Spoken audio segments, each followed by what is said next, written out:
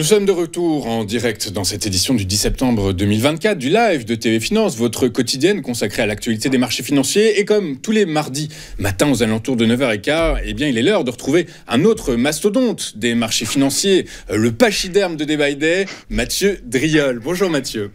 Bonjour Louis-Antoine.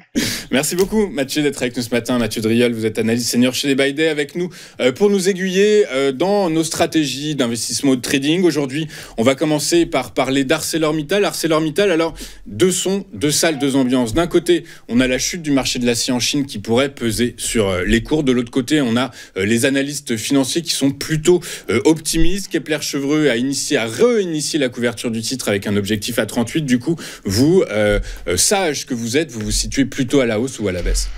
En tout cas, 38, je les vois pas tout de suite. Je vais avoir besoin de beaucoup d'éléments pour valider une telle cible. Moi, mon problème sur ArcelorMittal, c'est déjà l'absence de dynamique haussière. Depuis, on va dire, le mois d'avril dernier et l'ouverture de ce gap en haut de l'intervalle vers 26-27 euros.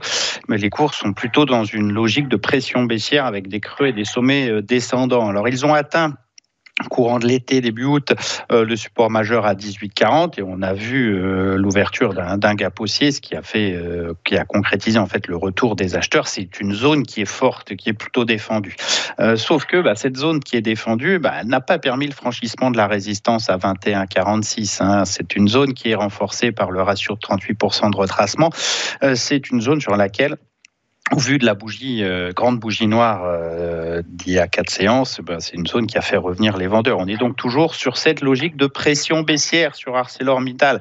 Pour l'instant, je n'ai aucun signe de force et je n'en aurai pas tant qu'on sera sous 21,50. C'est plutôt un risque de retour sur la zone des supports majeurs entre 19,38 et 18,40 qui est anticipé pour les jours à venir.